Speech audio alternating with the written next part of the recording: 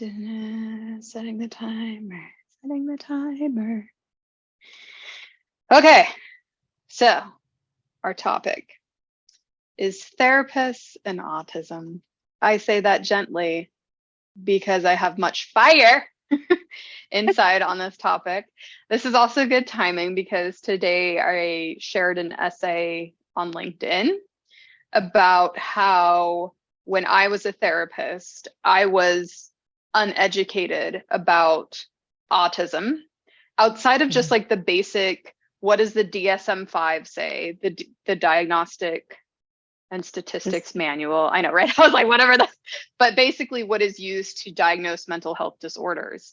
And I didn't get any education in grad school really beyond that. Did you? No. It was geared towards how does it show up in kids Oh yeah. and like how to like screen them in order to refer them for assessment. Yeah, that's true. Because that's like, we're always taught to refer to send them to a psychologist or a medical doctor. And yet we are expected to be the ones to treat autism. Right. Which like, yeah, the point of my essay was that I didn't know much about autism. I only knew these basic things. And so I actually had a client come to me in therapy who was like, I think I might be autistic. And I gaslit the fuck out of her. Like, I was just like, I basically kind of ignored it and was like, oh, she's being dramatic. I used all the judgments of autism, was just kind of like, she's just being dramatic and there's no way she's autistic. She makes good eye contact. She's conversative. She has friends. Like, I just thought of the stereotypes of autism, like unable to socialize, can't make eye contact, inappropriate social outbursts. Like I didn't know anything beyond that. And so here was this woman in front of me who'd come to her own understanding through education. And I just like blatantly ignored it. I didn't even refer her to someone because I was like, she's going down a wrong path and I don't want to support that. So that is what my essay was about that I shared, which is like an uncomfortable truth about my history as a therapist. Yeah. I mean, same. I think about people years ago and I remember I was making connections around, well, there's a lot of things that people with complex trauma, complex PTSD, those experiences look very familiar or very similar to how people are beginning to describe, like how it's beginning to hear people, adult people, describe their autistic experience. And I remember like 6 or 7 years ago, I was like, ooh, I want someone to do research on, the overlap, like, because I was like, neurodivergence has to be more than just like not autistic and autistic. I was like, there's got to be plots on the line for like people who have experienced complex developmental trauma. Like that shapes the brain differently too, right? I was having these ideas and I didn't know what to do with them and I didn't understand enough. And so sometimes people be like, I think I'm autistic. And again, like my teaching that was, seeped in white supremacist medical model kind of approach to things. I was like, well, no, like you're not obsessed with trains and you're not like, randomly being like rude to people or, like that very stereotyped perspective. And it's such a unique experience having been a clinician who then came into my autistic identity because of that background of training. Again, there is this immense like so many things, right? Like grief or like, oh shit, I have done harm to people unintentionally, but I have to own that and I have to bear that responsibility of like, yeah, there are people I likely brushed off and invalidated. Yeah. And I grieve that ignorance that was harmful Hmm. to people. Right. And it's important we're saying it, because if you're the client going to your therapist, there's a power differential. You're trusting them with your mental well-being. And so you may feel like, oh, I'm wrong, or oh, I'm like, and so like I want to be very open about this, to be like, your therapist may just not know enough. That is the simple truth. And I think it's the truth for the majority of therapists, that they don't know enough about autism. I would even Mhm. go, if I had to throw a number on it, 80% at least. At least. Yeah. Yeah. And I Might would probably have higher. lumped myself right in there. And I think the therapists who are honest with themselves also recognize that.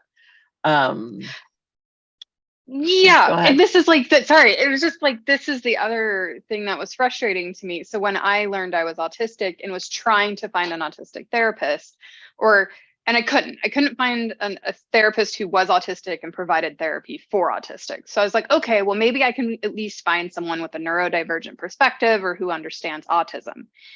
And I found a therapist that kind of had that language on her website, and I called her to do a phone consultation, and like, I asked her, like, what do you know about autism? And like, and she's like, well, I've had a handful of clients. And I was like, oh my God, first red flag. Like a handful, that's it. And then she kept putting it back on me. And she was like, really, autism is like depression. Like, depression's different for everyone. Autism is a spectrum. So you can educate me about what your autism is like.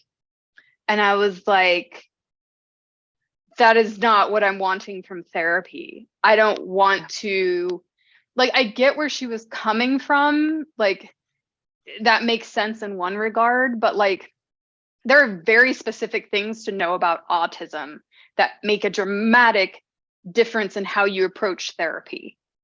Right. And like, it can't be like, a client can't teach a therapist what the client doesn't know. Like, Exactly. Yes. Yes. And yeah. I, you know, so many things are interconnected. So, right, like recognizing, ooh, my training was um it had gaps in it. And Yeah. also there's this ableism piece. And also, as I move through my career as a therapist, and like, ooh, I don't like the power structure that's here, that is like traditionally presumed in the Yeah. room. And so I, Yeah. work to deconstruct those things, and hold space with clients that was like, look, I started verbally telling all my clients, like, you are the expert of you. I'm never going to know more about you than you know about you. Like, Hmm. you might not have all the language, but you know your body, you know your brain better than anybody else does. So let's collaborate. We're going to put all our information on the table and see what we can make sense of. Right. Well, and that's where, like, if you have lived experience and education on like what autism looks like outside the DSM-5, you can bring that to their lived experience, and then they Mhm. can like see what applies for them. And like, Yeah. what I was going to say is, like, when I shared this essay on LinkedIn, and I was saying like most therapists aren't educated about autism outside the DSM-5. He said, and it was a BCBA, which, Ooh, what is that? Board Certified Behavioral Analysis. I think so. So, it was a BCBA saying, okay, but what is outside the DSM-5? Because if anything is outside the DSM-5, then they are not autistic. And it was like, like, I, I was like, this is the problem. This is the, like, thank you for embodying the Mhm. problem. And I did not address that person, because Mhm. to educate and get that across to someone like that is like not going to happen. At least No, not they in a need to pay you for that labor. but it's not going to come through like the comments section, right? Right. And so instead I said, hey, I address all of the points you just brought up in my essays if you want to read more. That was just kind of my way of being like, Good for you. I'm not engaging in a way But that's that's an just going to important deplete me of boundary energy. Yeah, like because it's not your job to provide that education. And I'm for real. Like people should pay you for that. Like that's right, but what like lived I experience agree. consultation is about. My bigger issue in this though is like it was so hard not to call him out for all the other people reading that, you know, to be like, Right. hey, I want everyone to know this is not, this is what I'm fighting against. Like, this is actually like someone Yeah. just saying, no, it's only the DSM-5. That's all there is to autism, period. Like, hard line in the sand when, like, here you and I are talking about like the expansiveness of autism and like this autistic awakening happening where we're understanding the lived interior experience. And it was just like to Mhm. have someone so just bluntly negate that, it was just like, yeah. Yeah. Well, like you said, it like totally embodied what's wrong. And it also speaks to that the bigger piece of the DSM is a fallible piece of writing. Like it is not Yeah. I don't like it is inherently flawed because it is not an inclusive exploration of people's lived experience. It is a diagnostic tool. Yeah. And these days, more than anything, a diagnostic tool to place a number so insurance can reimburse whatever. Right. Yeah. It is not an accurate reflection of who a person is. Yeah. And oh, there's many things we could go on this path about, but um kind of coming back to like being a therapist and like Therapy and being accountable. autism. Therapy and autism. I just, like I don't have any other platform, I guess, to like say this publicly, but like I recognize I recognize that harm that I've caused. And Yeah. I am deeply sorry about that. And also sorry to myself for the ways Hmm. that my internalized ableism kept me from seeing my own identity for so long. And that's part of the work of my own like journey and self-compassion and self-acceptance, right? And sometimes I think like, okay, well, I guess like maybe I didn't come into my autistic identity until my 40s because like myself was not ready yet to embrace that part of me. And when I Hmm. did come into that identity, I was able to celebrate that and be like, yeah, woohoo, I'm autistic. This is my identity. Well, Versus but I do want to feeling like name here that like you and I both, we didn't know what we didn't know. I think there's right. different kinds of harm. Yes. And it's not like, okay, we knew better and we were still like, no, we simply didn't know. And that's what we're saying where most therapists are. This is not like, oh, those horrible therapists or like those horrible grad schools. Not at all. We're saying like they just don't know because this field Right. is evolving so rapidly. And like even that BCBA, like he also didn't know. I know I got really feisty, but like really human to human, if you're watching this, like I know you don't know. It's okay. Um, Mhm. Please don't send me a nasty email. But like, no, but really, like, so like I just went to the National Art Therapy Conference and did a presentation on identifying autism in undiagnosed women. And that is Mhm. part of the work I am doing and like that you're doing in your own ways of like we're trying to educate fellow professionals on what this Mhm. looks like because we understand we see what's happening in the field and we want it changed. Yeah. And like who better than autistics to help other people understand what autism is? Right. And I think, we have a unique voice as being like, even though I no longer practice as a clinician, like still part of my training and some degree part of my identity. And so like we have a split in both worlds of understanding, like being compassionate for like, yeah, we can't know what we didn't know. Now that we do know, now that there is information available, Yeah. this is where the accountability starts for our field is now, Mr. BCBA, like you have been presented with other information. What are you going to do with it? Are you Yeah. going to take that and be like, maybe I need to reconsider or hear from other perspectives, learn Yeah. differently Well, in you saying order that, like, to oh, learn sorry. more? Yeah. No, you're good. I'm No, holding. tell I can me. hold it. No, I was too much of a jump. Go ahead. I don't have anything else to Oh, sorry. say. I was just gonna say there's like I'm thinking of like some clear things I'm wanting from this 20 minutes for people to come across. Like one, Mhm. that like if you were that client in therapy who is feeling like your therapist doesn't believe you or you're being dismissed, you probably are. Go find another therapist. Like I know Mhm. it's hard to find another one, but like go find someone else. Like, Mhm. and then like second, like if you are a therapist watching this and you are not autistic, like please at least educate yourself to the level that you can identify it. I'm not saying I don't actually want you treating autism. That is my third point. Like I'm an autistic therapist who works with autistics. I am not treating or trying to Exactly. cure autism.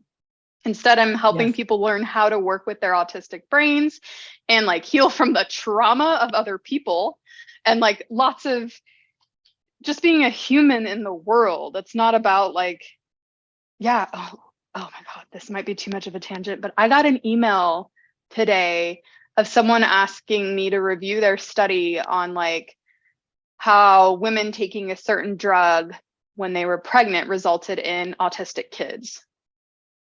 And I was like, oh, like, I don't know if it was just spam. I just immediately blocked it, but it was just like, that is the old medical model of autism that Mhm. like it is something wrong, disordered, broken that happened to a normal person got morphed into this wretched thing. And instead we're saying like our brains just work differently and it has positives and negatives and like that means therapy needs to be different for someone like us. And like we do not have time to get into the ways that therapy is different for us, but I do want to at least give like a little example. Like in one of our other episodes we talked about overthinking and Mm. being very emotional, and like there are certain therapies where they try to reduce that and they Yes. try to get your brain to not do that as much, whereas like that's not going to work for an autistic person. You're going to be wasting your time and developing so much frustration.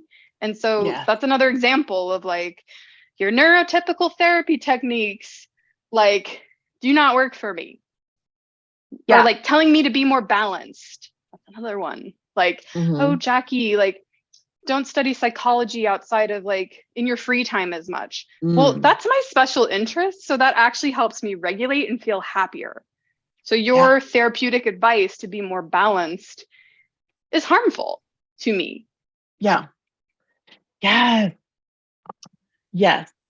And there was something that you It's okay. said. I just went on for like, No, you had your points. Like one, yeah, your therapist. You can find another one. I don't remember two what my current thought was. therapists, What? current Oh, therapist. Okay. yes. Okay. So two things. Yes. If you are a client having this experience, yeah, part of the healing process is like coming back to trusting yourself. And so, Mm.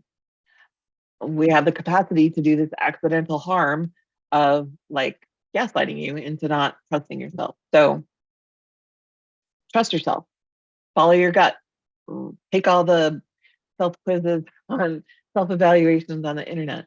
For therapists, if you're watching this, if you don't, especially like neurotypical therapists or not yet fully awakened autistic therapists, please seek out and pay for consultation Oh yeah. around this. Or courses, right? Take some Right. like neurodivergent courses.